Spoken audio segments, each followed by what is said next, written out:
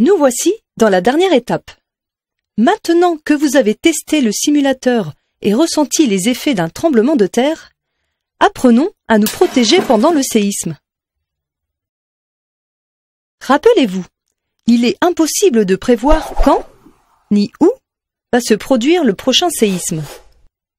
Difficile donc de savoir si à ce moment-là, vous serez en extérieur ou à l'intérieur dans une salle de classe, dans votre chambre ou bien même une cuisine.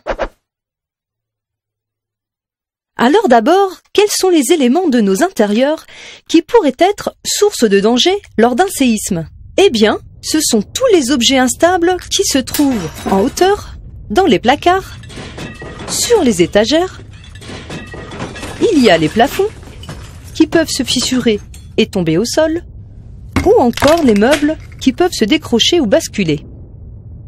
Le premier réflexe à avoir lors d'un séisme, c'est de vous protéger immédiatement. Et la solution la plus efficace, c'est de s'abriter sous une table. Voici comment procéder, c'est très simple.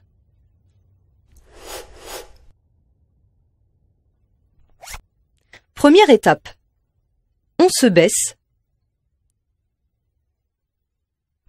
Deuxième étape. On s'abrite dessous la table ou le bureau. Et enfin, en troisième, on agrippe un des pieds de la table d'une main et de l'autre, on protège sa nuque en plaçant sa main dessus. N'oubliez pas de bien tenir les pieds de la table. Je vous propose de tester une première fois cet exercice sans tremblement de terre. Je vous laisse quelques secondes pour essayer de vous abriter sous les tables. À vous maintenant.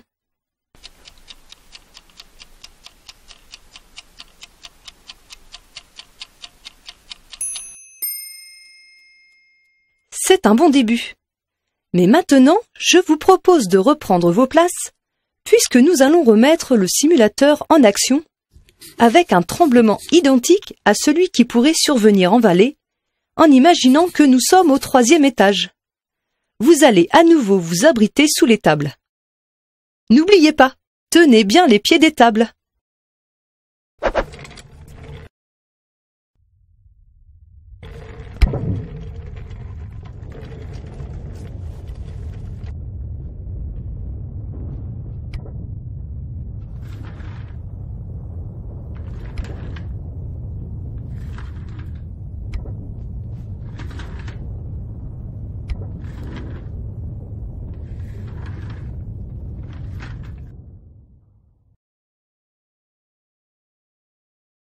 Pas si évident, les amis.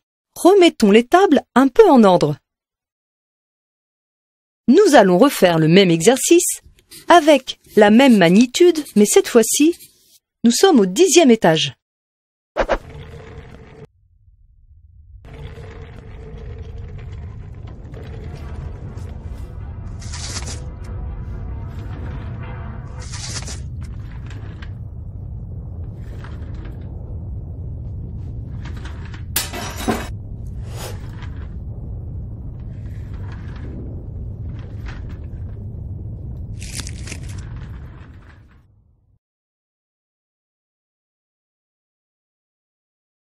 C'est mieux, beaucoup mieux.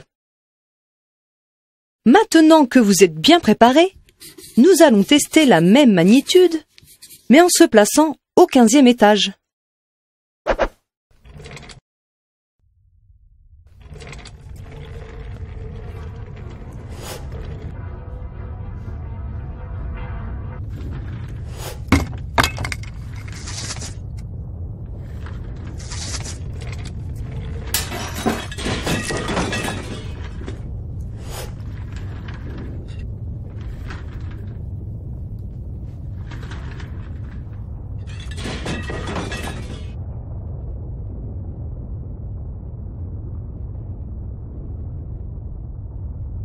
C'est très bien.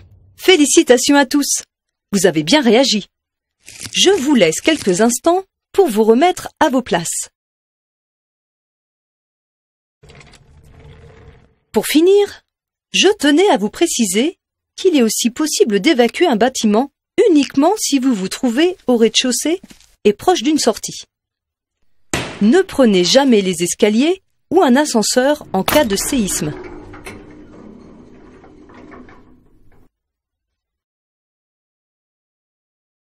Lorsque vous êtes en extérieur, il faut s'éloigner des bâtiments, des câbles, des enseignes, des luminaires et de tout autre objet situé en hauteur. Si vous êtes en voiture, arrêtez-vous dans un espace dégagé. Ceinture détachée. Ne vous arrêtez surtout pas sur un pont, ni dans un tunnel. Évidemment, il existe plein d'autres précautions à prendre avant, pendant et après un séisme. Vous trouverez toutes ces informations sur le grand poster qui se trouve à l'arrière du simulateur et nous allons vous distribuer un petit dépliant qui en résume l'essentiel. Et voilà, nous arrivons désormais à la fin de cette animation. Alors, pour finir, je vous propose de simuler l'évacuation d'un bâtiment vers l'extérieur. Vous allez calmement, sans précipitation et de par deux, vous déplacer vers la sortie pour quitter le simulateur. Wallis et moi, nous vous remercions pour votre participation. Et on vous dit à très bientôt.